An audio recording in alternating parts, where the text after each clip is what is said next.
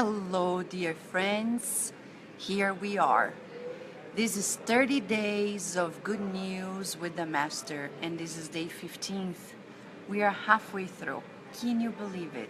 It's been 15 days together, a community of friends from around the world who are experiencing this amazing heart adventure, which is to get to know more of ourselves while learning the good news with the Master.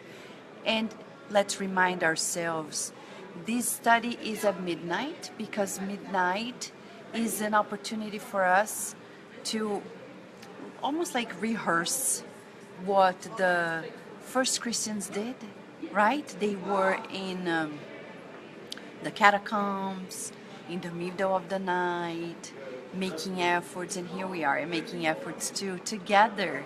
Hello, Adilson. And also the dawn of a new day. And that's exactly the moment we're living on the earth. The dawn of a new day, and only the light, the sunlight of Jesus, bringing us good news, can actually lead us into a new life. Hello, Sunshine, Raquel, João Bosco. If you're seeing we're in a different environment, don't mind us. We just arrived in New Jersey. Virginia and Carlos are sleeping in the bedroom, and we are in the hotel lobby. There's no other place for us to do this. So here we are, enjoying this moment in the lobby of a hotel room, because tomorrow we have a spiritist talk at the Divine Light Spiritist Center. So bear with us if you see living scenario with us, okay? We didn't plan this out. But here we are. Angelita and Ceisa, chapter 15. It says, Joana, wife of Cusa. It's very interesting to observe why Humberto de Campos chose, as he says in the preface, 30 moments in Jesus' life. These 30 moments, they are so personal. He brings it so personal to us. You see, this chapter is about Joana, the wife of Cusa. The previous chapter, Nicodemus, there was one about Zebedee's family. There was another one. There was Bartholomew, and so on and so forth. So every chapter, from beginning to end, it's very personal. In each and every person he shares the lessons with, we are learning too. So today, let us take this journey with Joana, okay? Hello, Julisha. So, ready? Ready for the therapeutic moment. And you know, therapeutic moments are simple, my friends. We could have like a crew filming, editing, and putting sound effects, etc. That's for the future. For now, we keep it as simple as the moments living with Jesus. There was no fanciness of recording of anything, because we need to keep it true to the heart of ourselves. Really, Marco? It's your favorite chapter? Oh my, that's good to know. One more reason for me to be reverent to this chapter too. I really appreciate the chapter as well. Thank you for sharing. Hi, Leah. So, let us hear from Humberto de Campos, the author. Through Chico Xavier, he leads us into revelations for the soul. He begins, chapter 15, Joana, wife of Cusa. Amongst the crowd that invariably followed Jesus in his preachings at the lake, there was always a woman of rare dedication and noble character who came from Capernaum's high society. She was Joana, the wife of Cusa, steward of Antipas, in the city where vital interests of merchants and fishermen merged together. Joana had true faith. By the way, true faith is not a gift from heaven. It's an acquisition of the soul. We need to work on it. There are levels and levels of faith, And here Humberto de Campos is disclosing to us that the level of faith that Joana de Cusa had was really high. However, she failed to secure herself from domestic sorrows because her spouse did not accept the enlightenment of the gospel. Given her intimate troubles, the noblewoman searched for the Messiah at a time when he rested at Simon's house. Then she shared with the Messiah the long litany of her hardships and sufferings. Her husband did not tolerate the doctrine of the Master. Herod's high official, who was in constant contact with the representatives of the empire, dispensed his religious preferences sometimes with either the interests of the Jewish community or with the Roman gods, which allowed him to live in easy and profitable tranquility. Friends, this situation on the very domestic sorrows of Joana are very common in our world nowadays. Very, very common. It's very, very hard. For a majority of women in this world, when they are married, it becomes very challenging. Because Jesus is going to explain to us the hard heart of some spouses make it also difficult for the sensitive souls of women. And Joana is that example of a woman who had true faith but couldn't secure her household from the domestic sorrows. Her husband didn't care about religion. He was using religious venues for conveniences of political and also business relationships. Joana met Jesus. She confessed to the Master her fears, her struggles, and dislikes in the domestic environment, exposing her bitterness in regard to the religious differences existent between her and her companion. Let us put a stop. Here we have the first therapeutic moment. How often do you confess your fears, struggles, and dislikes to the Master? Are you ashamed? Do you think Jesus is too busy? He's not going to listen to you? Humberto de Campos is showing to us that he never dismissed anyone who came his way. In this case, we see clearly that he embraced. He was open, he listened, she confessed. The word confession means that he was open to her. He listened to her. Hello, Rita de Cassi and Raphael and Carol. How often do you confess your fears, struggles, and dislikes?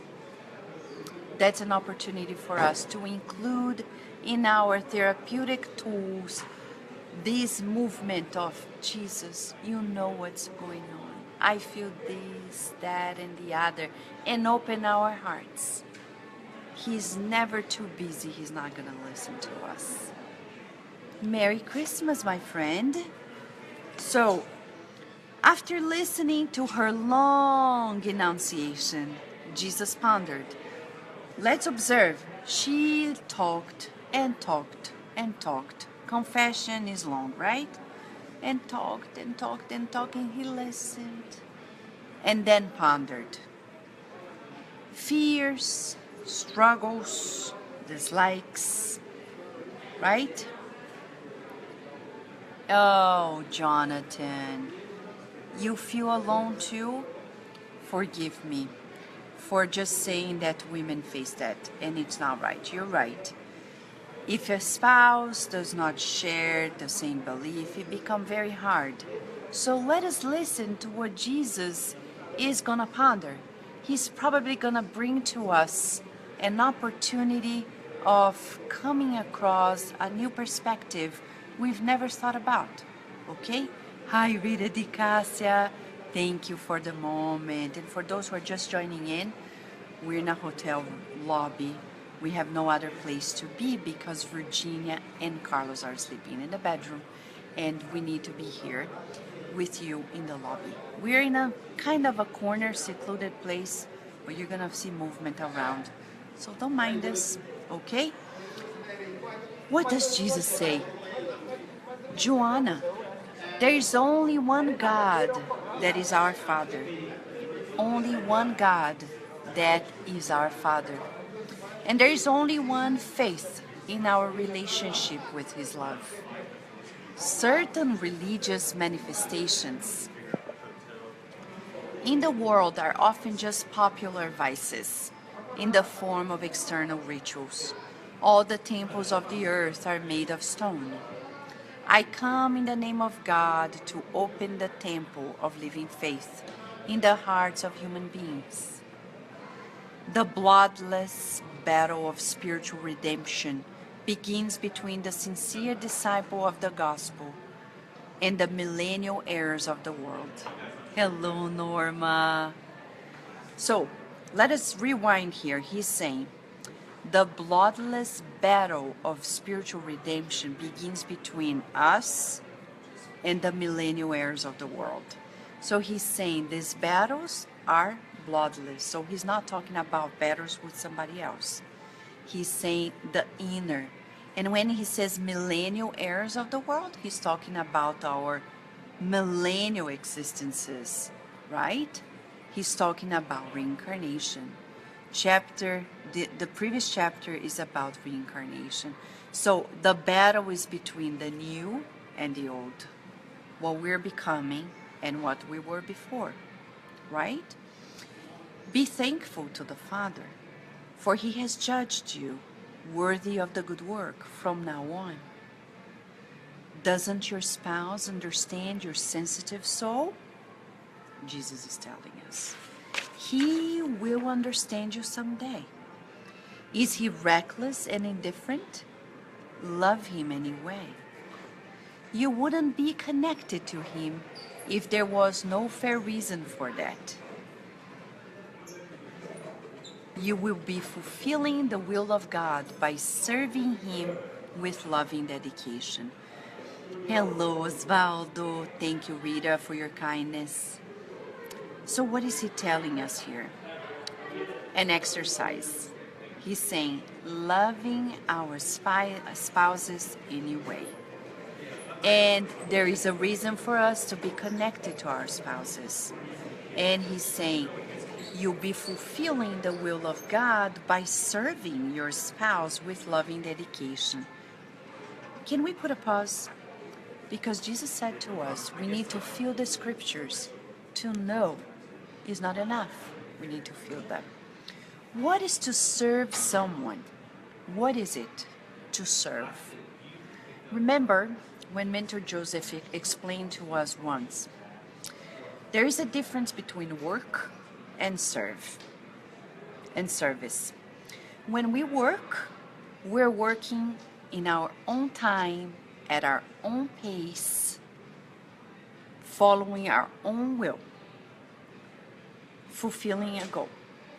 When we serve, it's work plus love, meaning you are doing things at the other person's time and you're doing what they need that you do. I'll give you an example. A mother and a baby.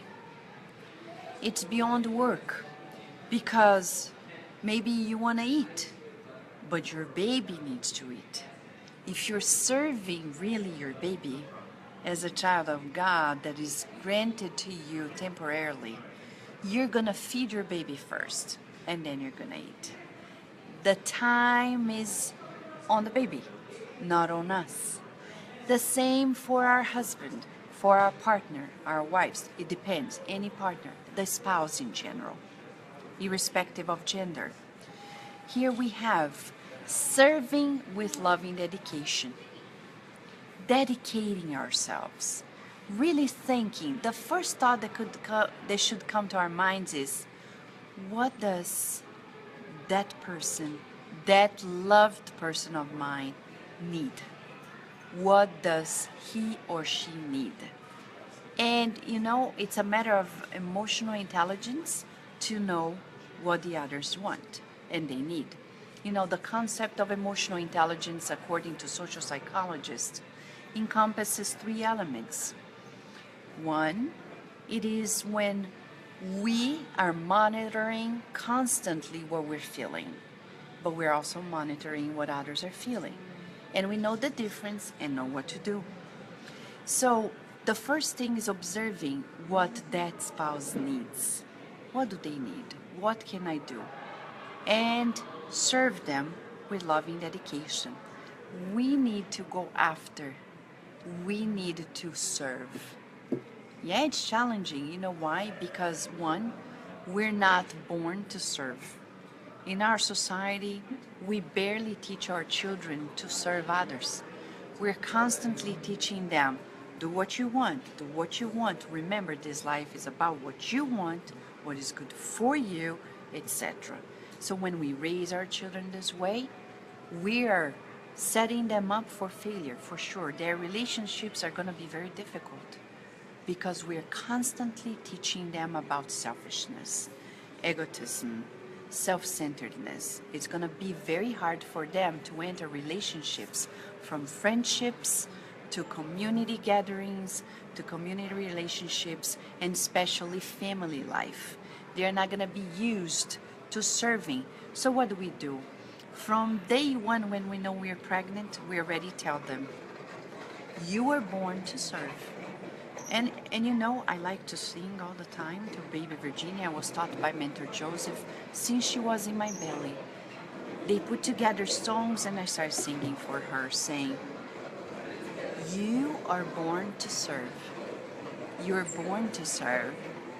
Yeah, your light, your love, your joy of living. Yes, exactly. Jesus sent you here so you can serve people in the world. And every time referring, of course she's a toddler and she behaves like a normal toddler, but constantly referring. It's like a constant reminder of what we have inside of us, the divine seed, right? Is that a lot? Yes, I know, because one sentence very hard to understand. Many marriages are failing. Yes, I know. Because we're not trained for it. We're not. So here we have his continuing explanation. And serving others, we're serving God. You're right, Raquel. Serving God above all. You're right. And our spouse is a child of God. I remember one day I'm learning my relationship with Carlos as well. And one day he was upset. I was also very concerned. And Joseph said, give him a hug and tell him that above all, you are his sister in God. So I hugged him and I said, look, above anything else, I'm your sister in God, before being your wife. And I hugged him. It was a surreal experience. Because then I looked at him in the eyes, soul to soul, heart to heart, and I tell you, what a deep experience.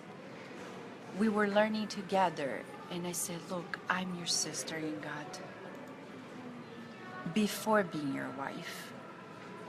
And it was quite unique. An exercise that I can tell you, it seems to work, right? Yes.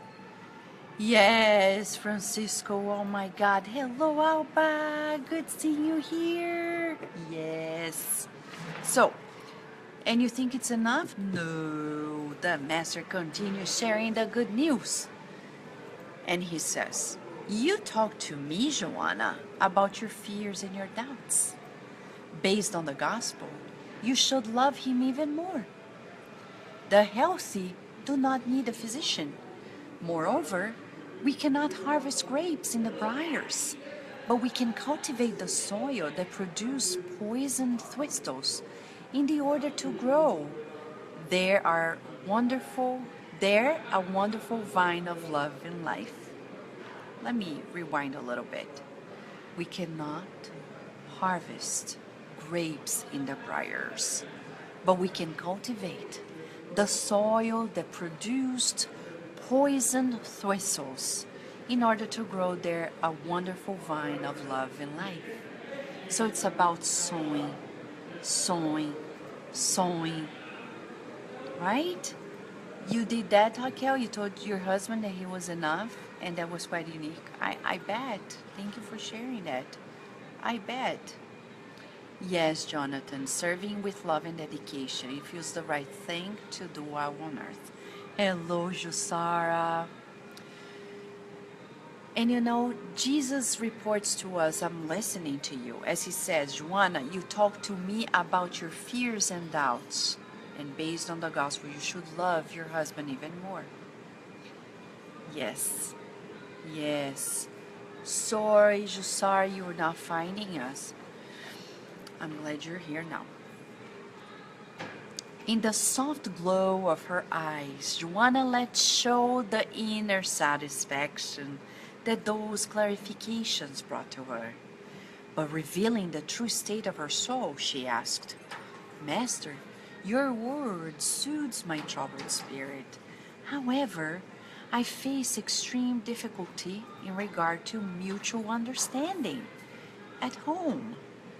You see, no mutual understanding. How hard can it be? Very, very, very, very, very hard. Wouldn't you think it right that I fight to impose your principles? In doing so, would I not be renewing my husband for heaven and your kingdom? What a question! Should we impose it? Hello, Gioni. And Christ serenely smiled and replied. You see, his serenity now is spreading out as a therapeutic moment for us.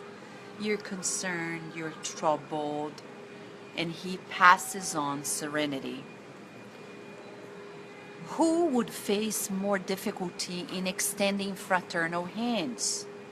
Would it be the one who reached the safe boundaries of knowledge with the Father, or the one who is still struggling within the waves of ignorance and of desolation, of fickleness, or indolence of the spirit? Regarding the imposition of ideas, Jesus continued stressing the importance of these words. I ask you, why God does not impose his truth and love to the tyrants of the earth? Should we impose? Why doesn't God strike dead the heartless conqueror, spreading misery and destruction with the sinister forces of war? Heavenly wisdom does not exterminate passions. Heavenly wisdom does not exterminate passions. It transforms passions. It transforms passions. The one who sold the world with corpses awakes sometimes to God through a simple tear. The Father does not impose reform on his children. He sheds light on them at the opportune moment. So for everyone, like a flower, for every flower there is a time to bloom. Yes, imagine if all fruits and flowers have to flourish and to fructify at the same time. There would be seasons when we're not going to have flowers or fruits. So for everyone there is a moment, and thus we're creating the diversity that beautifies the world. For every person there is also a moment to sprout the divine seed. We can't impose. Joanna, the ministry of the gospel is the collaboration with heaven in the great principles of redemption. Be faithful to God, he says. Be faithful to God by loving your spouse in the world as if he were your son. Do not waste time discussing what is unreasonable. God does not fight battles with his children, but he works in silence, reaching all of his creation. Go, strive in silence, and when called for clarification, speak the sweet or the energetic word of salvation according to the circumstances. Go back home and love your partner as the divine material that heaven has put in your hands so that you may whittle a piece of life, wisdom, and love. Yes, my friend Julija, we're learning together. Thank you. Yes, it's an opportunity for us. Oh yeah, Mentor Joseph is constantly with us. Thank God, right? So, Raquel is reminding us of the message in the book Paul and Stephen that Abigail gave to Paul of Tarsus: love, work, which is serving, wait and forgive. Right? Exactly. Never imposing, right, Jonathan? Always striving in silence. So let us go back to this. I think this paragraph really contains a lot of therapeutic remedies for us. And I'm being very emphatic saying therapeutic and remedy because they are redundant, but it's necessary. Remedies that are really going to go deep and heal us. So first, be faithful to God. By doing what? Loving the spouse. Like a son, like a child. Do not waste time discussing what is unreasonable. Impossible to be processed by reasoning right now. Leave it alone. God does not fight battles with his children. He works in silence. And he says, go, strive in silence. Meaning, be productive, loving. And you know, Joana de Angelis, through Divaldo Franco, has a beautiful technique. When we talk about striving in silence, it's like this. Let's say you're frustrated and upset at home. Let's be practical, because these are beautiful words, but in everyday life, it's hard to bridge it up to the daily things. So let me give an example to all of us. Let's say because of our expectations, we're expecting that the spouse does something, they're not doing anything. And then that anger comes within us, bubbling, blah, blah, blah, blah, blah, blah, blah. And our thoughts are like, you see, I'm always doing my best, and they're doing nothing, blah, blah, blah. What does Joana de Angelis do? What Joana de Cusa learned. And she shared with us to Divaldo Franco. Substitute thoughts. You're feeling anger? You're thinking how upsetting it is? Say, you know, that person, my spouse, may be so tired, so encapsulated in worries, so in the cocoon of the self, the inner, that he or she cannot see my needs. Let me pray that God gets rid of these scales in the eyes that don't let them see the needs of us. Let me love more, giving them strength. That's an opportunity for us to exercise. And like, you know, Saint Rita de Cassia was a saint, right, Rita de Cassia? Yes, she herself had a spouse that was like, Mamma mia, from Italy directly, like Mamma mia, hands full. She taught us how to go through the journey of loving that spouse with her whole soul. But he constantly, like Joana of Cusa, turned her fears, struggles, and anguishes to Jesus, saying, I don't know what to do, please tell me what to do. Trusting Jesus, completely surrendering. It's an exercise of the heart. It's an exercise of the feminine inside of us. Whether we're in the body of men or women, the feminine, psychologically speaking. And he says, go home, love your partner as the divine material that heaven has put in your hands. Great lesson for us. We need the courses for for couples. Chico Xavier often mentioned that the need for Spiritism to create courses for couples and parents so they can have better preparation. Without preparation, we can't succeed.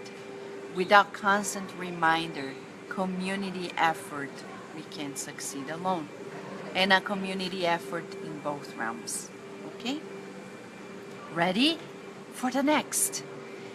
Joanna experienced a mild relief in her heart. Addressing Jesus with a look of affectionate gratitude, she still heard his last words, "Go, my dear, be faithful." Remember the chapter about loyalty to God? Being faithful to God. Exactly. The most important virtue of all.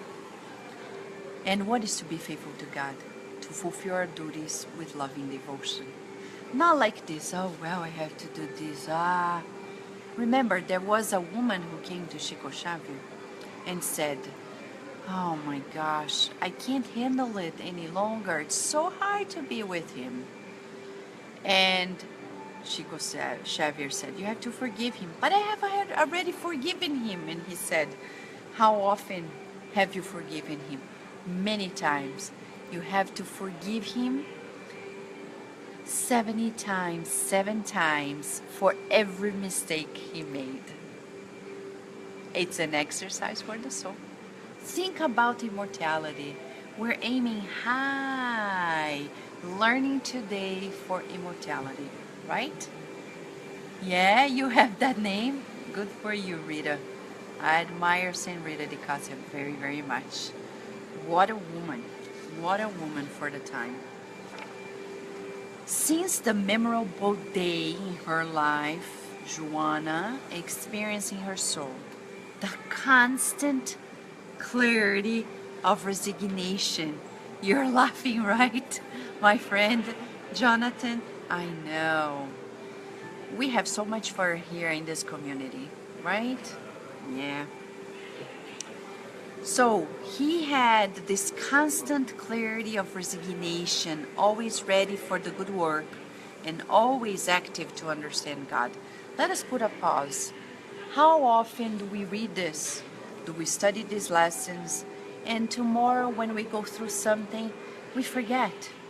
Joanna knew how to keep that flame of Jesus' words inside of her heart, constantly shedding light in her life, constantly reminding herself, be faithful to God, be faithful to God, be faithful to God. It's like a mantra, an affirmation, be faithful to God. Go, love your spouse, strive in silence.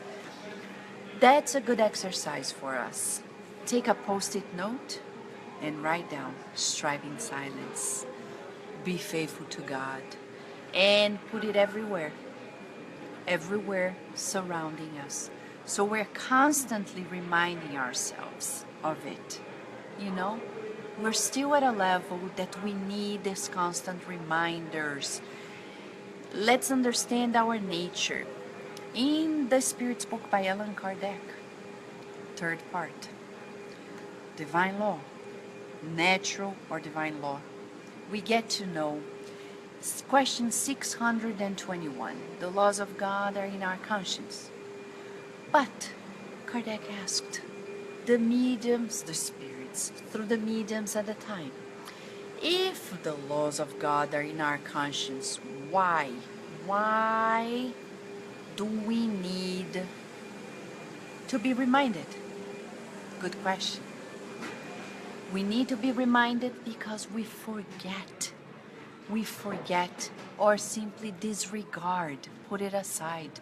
How many people know we need to love ourselves and one another and love God, but we're like, you know, whatever. I don't care. We put it aside. Because of our immaturity, spiritually speaking. So we need people who are ahead of us to remind us. Jesus, the master of all masters, and the teachers of the world, These books are teachers for us, and they are constantly reminding us that we need to put God above everything else, right? So here we have in our study session, live here with you. Since that memorable day, she kept this constant clarity inside of her heart, as the Master's teaching was now indelibly printed in her soul. She considered that before being a wife on the earth, she was a daughter of that Father in heaven that knew her generosity and sacrifice. And you know what sacrifice he's talking about, Humberto de Campos? The sacrifice of her ego. I learned that quite, recently in this reincarnation. What is to sacrifice really in a relationship? It's about the sacrifice of our ego. For example, the world tells us, oh, when your husband loves you, he's gonna give you flowers and this and that and the other. And then we go home, no flowers, no chocolate, no this, no that and the other, and we're like, oh, you see. But my friend, who wants the flowers? The ego. Because this role of being a wife or husband is temporary. Is ego. It's this passing personality. The immortal one doesn't need chocolate and flowers, etc. Oh, Vanessa, but I need this and that and the other. Said, take it easy. Sacrifice that ego for the benefit of all. Probably we don't need it. Think about it. Think about what we really need. The nourishment for the soul, it doesn't come with external things. Of course, they can be excellent, right? Receiving flowers and chocolate and this and that and the other. And the guys may think, oh, a car as a gift, that would be fantastic if you have the money. And I'm just joking here with material stuff. But these are the ego. Passing things. What is more important? The dedication, the constant presence. Sometimes the spouse is tired, but he's there. The spouse is not giving you 10 in terms of attention, but he's giving you 2. Sacrifice the need for 10 of attention. And, rejoice with you. I'm not saying that we should not be fulfilled with more, but just saying lower expectations of the ego. When expectations of the ego are too high, relationships fail. Living experience, we fail. Don't be that high. Let us find the beauty in everything, like that passage of Jesus. The dog was dead, the disciples were passing by, and you're like, ew, because of the smell. But Jesus passed by and said, beautiful teeth this dog must have had, teaching us to see beauty even in the death of a body, even in the most difficult cases. Let's find beauty and overcome it all, right? So above all, her spirit shone a sacred and hidden light in everything she did. She kept that light inside of her, and that light spread illumination around. She made efforts to forget all of her husband's inferior characteristics and only focused on the good ones. That's the therapy for us.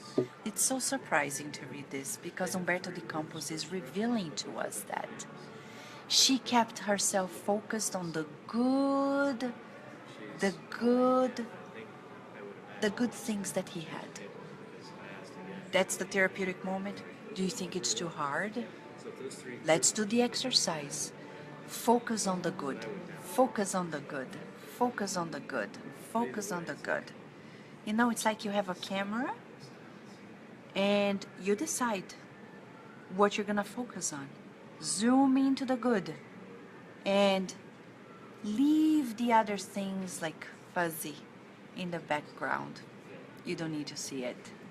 Just focus on the good. Zooming in, good, the ice. Just joking with you, friends. Okay?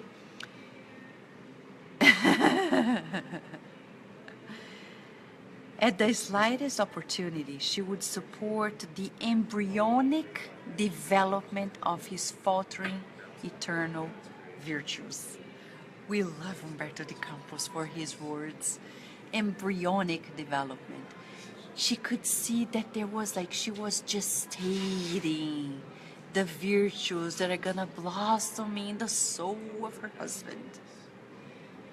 At the slightest opportunity, like a flower, she was taking care of that. Later, heaven sent her a little boy whose presence doubled her work. Wow. However, she never forgot Jesus' recommendations on faithfulness, and she turned her pain into a silent hymn of triumph every day. Every day, every day. Years went by. Years and years and years. Now I'm going to ask you a question. Some people, when they go through these experiences, they think, I'm telling you this because I do a lot of counseling, and some people say, Vanessa, sometimes I think the death of my spouse. I'm not going to kill, but I think, oh my God, one day they're going to be gone. Do you think like this? We need to change that. And we need to think about years will go by and we need to learn the lesson. Not by wishing anybody dead, but by actually loving the person. Right? We're all particles of God, Raquel is sharing with us. Yes. Years went by, and she had persevering efforts. She multiplied her assets of faith in the arduous march of knowledge in life. So the more we make effort, the more faith increases. Political persecutions shattered the way of life of her companion. Joanna, however, remained firm. Tortured by hateful ideas of revenge and insolvent debts, by hurt, vanity, and by diseases that corroded his body, her husband returned to the spiritual realm. He died. Adilson is sharing with us three factors that can build a good relationship: unrestricted respect, unconditional trust, and open dialogue all the time. Thank you, my friend. So true. Hello, Almirante. Good seeing you here. Here we are learning these 30 days of good news with the Master together. His wife, Joanna, she endured the bitterest disappointments, faithful to her divine ideals built on sincere trust.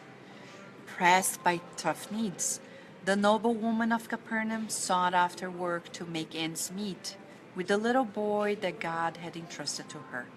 Some friends helped her. Yes, they give her work, taken in by conventions of human respect. Joanna, however, tried to explain to them that Jesus has also worked. They wanted to give her money, but she said, I'm going to work. And she calloused her hands in the modest profession of carpentry. Can you imagine a woman of high society at that time? She needs money and she prefers to work with her own hands. What a woman, huh? What a woman. No wonder Humberto de Campos is dedicating a whole chapter to her, because she really is teaching us lessons. The lessons that Paul learned in his journey when he became Christian. He learned that we need to make efforts of ourselves, work with our own hands, and never depend on people. In the sense of we don't want to be heavy in the economy of our community, right? She continued that by submitting herself to a position of inferiority in society, she could primarily devote herself to Christ as a devoted slave. Filled with sincere joy, the widow of Cusa forgot the comfort of her material nobility. She had sincere joy. For her, the comfort of material life didn't mean anything. She devoted herself to the children of other mothers as well. She busied her life with most menial household chores so that her little boy had bread. So she was helping other moms, working other people's homes so she could have food for her child. Later, when the snow of the experiences of the world colored in white the first waves of hair on her forehead, a Roman galley took her as a humble servant. So she now was a servant in a patrician's home.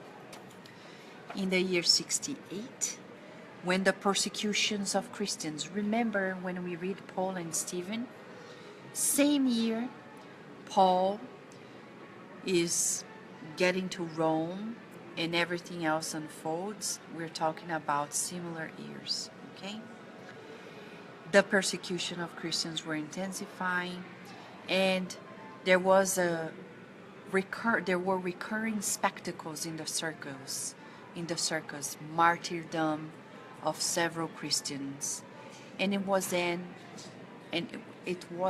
when an old disciple of the Lord, tied to the pole of martyrdom next to a young man who was her son, she was there.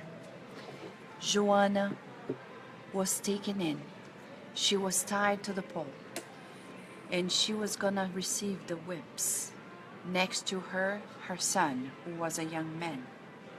And before the clamor of the people, the executioner told her with a gloomy look, abjure, meaning forget about Jesus and you'll be free.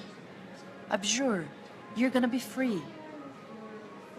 But the former disciple of the Lord, Joanna, contemplates the sky without a word of complaint or of denial. Then the lash flutters over the half-naked boy, who tearfully exclaims, "Mom, Mom," repudiate Jesus. "Don't you see? We lost it all. Abjure, abjure, abjure.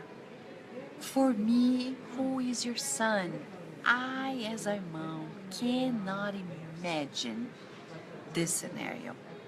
One thing is for us to sacrifice ourselves, but another is when our children are as well. Can you imagine? Would you say, oh, sorry, Jesus, but I have to save my child? What would you do? Before we continue reading, if your child is saying, you're sacrificing our lives to follow Jesus? Today, it's not about being persecuted and putting in the circus, but it's about our everyday life. Yes, it's when we make choices of serving the community and our children has to go through the journey with us. They want to play, but they have to come with us. And they're going to say, please forget about this. And you say no. What are you going to say? Yes, sorry, Jesus, I'm not going to help the community because today my child has a play date. And you know, they're just kids. They need it. So sorry, friends, we're not going to be with you serving the homeless or visiting people who are sick because my child has to be on a play date. What do you think? What would you do? Would you face the persecution of people's opinions because you're not participating in the worldly things of your child? Isn't that how it is nowadays, especially in our school system? They have so many activities that you feel almost like guilty if your child doesn't participate. But what if you have something that is ever more important? You're gonna skip that because of your child's commitment in that extracurricular activity? Because if they're not in, they're going to be ashamed of themselves or they're going to be put aside by society. That's exactly what we're talking about nowadays. That's exactly what we're talking about. So what would you say? Let's see what Joanna did. For the first time, Joanna, the eyes of Joanna, had become an abundant spring of tears. Right, Marco? You cried every time? Yeah, tears of joy and respect for her. I agree with you. She cried. She cried. The son's solicitations were swords of anguish that shredded her heart. Abjure, Mom. Abjure. Forget about it all. Forget about it. Look at our lives. You're gonna quit the worldly life because you wanna follow Jesus and help people in this world. Right? Where are we in that regard? Joanna heard those cries while recalling her whole existence. The cheery and festive home, the hours of bliss, the domestic troubles, the maternal emotions, the husband's failures, his despair, his death, her widowhood, a grief, and the toughest demands. Then, before the desperate pleas of her little boy, she recalled that Mary had also been a mother. Seeing her Jesus crucified on the cross of infamy, Mary learned to abide to the divine designs. Above all her memories, the most supreme joy of her life was still when she heard the Master in Peter's house say, "Go, daughter, be faithful." So, taken by superhuman strength, we're never alone.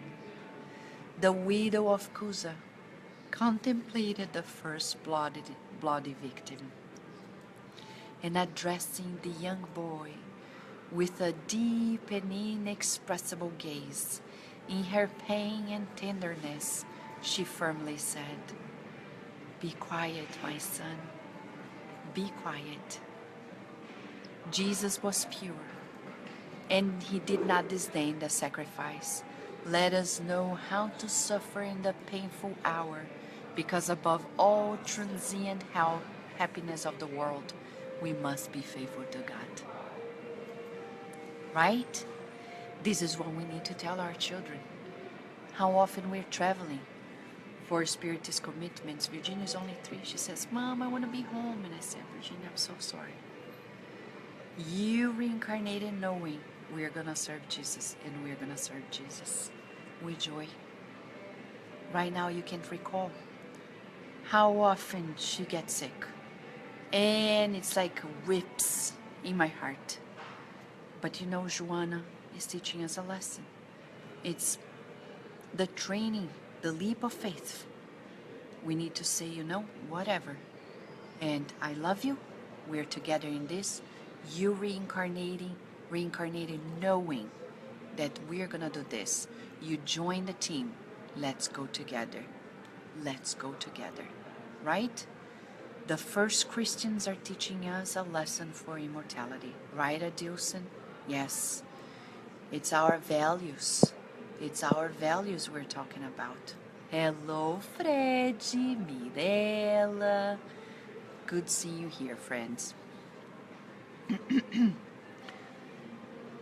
Be quiet. Jesus was pure. He sacrificed himself. At that time, to the delirious applause of the people, the executioner set fire on the firewood soaked in flammable resin around her. Within moments, the flames licked her aged body. Joanna, the wife of Cusa, serenely contemplated the crowd of people who did not understand her sacrifice. The muffled groans of her pain died in her oppressed chest. The executioners of the matter surrounded her with insults. "Has your Christ only taught you how to die?" asked one of them. Focusing on her resilience, the old disciple still had the strength to whisper, "Not just to die, but also to love you." But also to love you. And nowadays experiencing a little bit the difficulties. And if you're a parent, you know more than myself. I'm just beginning this journey of parenthood in this life. But I tell you, it's quite tricky because in the school system, as our children are exposed to the world, we see so many challenges and people who look at us and we're not on the same page. And like these people, they're also telling us, you're weird, you're different. I remember on Virginia's second birthday, it was the first month. She was in a preschool for a few hours. And we brought gifts to all the children with a message saying, you know, since we're gonna be almost siblings here, I want you to enjoy Virginia's birthday because it's a moment for all of us. We want all of us to feel this experience together. I remember only one parent replied to me. I didn't expect much, but also was quite shocked that nobody said anything. And people just put their children in school and they don't want to know, thinking that the other ones are not going to influence their children, whereas we're influencing one another big time. We are. We need to know each other. We need to help one another and collaborate with one another. But not only these vain things that we do in schools, like fundraisers just for money, but we also need to cherish kindness, irrespective of religion, but kindness, in the light of kindness. And people may look at us and feel like, I don't understand why you're doing this. It doesn't matter. It doesn't matter, right? Hello, Aline. And exactly, my friends, Jonathan, focus on the good. Focus on the good. At that moment, Joanna felt that the comforting hand of the master gently touched her shoulder. You see, even discarnated, he keeps being gentle. He keeps being kind. And she heard the loving and unforgettable voice. Joanna, take heart. Bom ânimo. Take heart. I'm here. How are you feeling now? The gentle, loving, and unforgettable voice of Jesus telling us, take heart. I'm here. He's with us in this journey of new experiences. Let us rejoice. And as our dear friend Jonathan is reminding us of a passage we just talked about, what a great message. Focus on the good, camera on the good. Here we are, and the good is you. The good is all of you because we are here together. Thank you, Solange. And let us not forget, Jesus always gentle, kind, loving, firm, but saying, do not impose, just love. Serve your loved one with loving dedication. Let us focus on this and strive in the silence of beautiful thoughts. Just like us, may our thoughts be these hearts all around, day in, day out, day in, day out. After all, it's all a matter of effort and repetition. Much gratitude to all of you. Thank you, Jussara. So hard, but beautiful. Thank you, friends. Thank you, Raquel and Osvaldo and Norma and Tanya and Sunshine and all of you. Much love. Have a beautiful night if you're gonna sleep. If you're not gonna sleep because it's during the day, have a beautiful day. Also serving, whether emancipated or in the flesh. We hopefully will see you tomorrow. Tomorrow is about faith. Another character of the story. Yes, Thomas, his testimony. That's chapter 16. 30 days of good news with the Master and you. Bye, my